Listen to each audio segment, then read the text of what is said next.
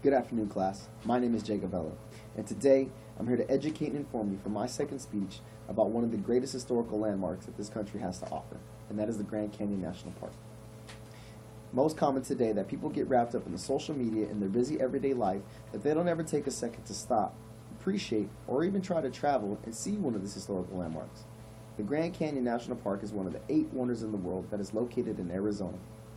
Today, I'm here to talk about some of the facts and characteristics of the Grand Canyon, inform you of some of the other national parks that surround the Grand Canyon, and let you know some of the things that you can do pertaining to trails and lodging in the Grand Canyon if you so choose to visit it one day. First, let's talk about some of the basic characteristics and facts of the Grand Canyon. It has been exaggerated and misunderstood about the lengths and depths of the Grand Canyon. Well, today I'm here to tell you that the Grand Canyon stretches 18 miles wide and 227 miles long. Now, the amount of acres that the Grand Canyon takes up, that's quite a bit. That pushes all the way past 1,218,376 acres. To hike all the way down to the Grand Canyon on foot, it'll take a 2-day trip. But be aware that it is 30 degrees warmer at the bottom and base of the Grand Canyon than it is at the top. Some don't understand or are aware of that the Grand Canyon isn't level and that it is 1,200 feet higher elevated at the northern rim of the Grand Canyon than it is at the southern. Another big misunderstanding that many people have these days is that people think that the Grand Canyon is the largest canyon in the world. Well, I'm here to sadly educate you that it is not.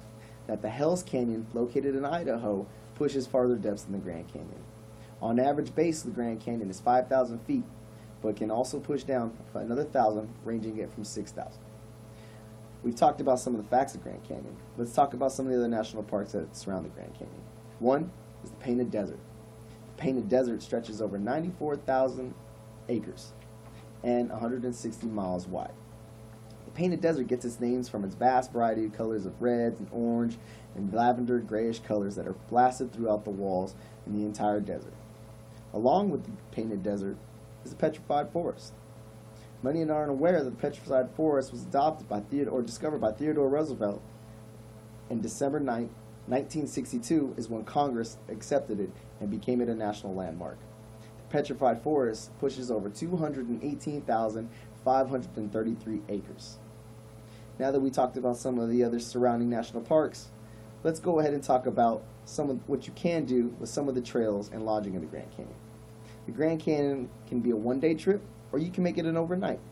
I highly recommend and suggest, if you do plan on making an overnight trip to the Grand Canyon and staying at the national park itself, that you book your reservations in advance, because it does get full and it is a year-round park.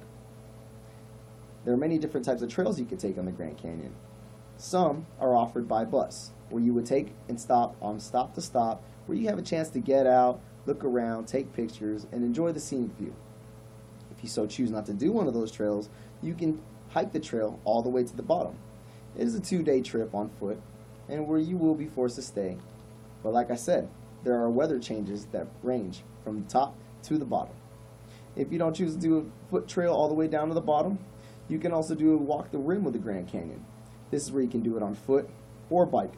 But be aware, there are certain parts of the trail where you won't be allowed to access on bike and where you'll be forced to push on foot. The Grand Canyon National Park also offers a variety of bicycle, donkey, or other types of means of transportation for the Grand Canyon trails. The Grand Canyon National Park also offers a sky view.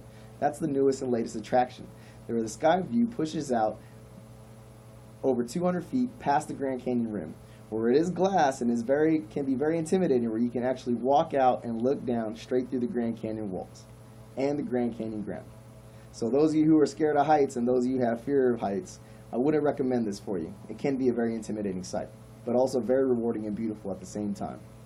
Today, class, for my second speech, we've talked about some of the basic facts and characteristics of the Grand Canyon.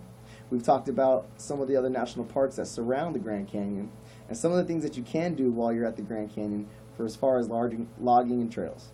Like I said, there's many options and varieties, and it's a great experience for wildlife encounter and outdoor fun and adventure. It's truly a beautiful sight, and it is a historical national landmark that I feel that everybody should at least try to see once in their life.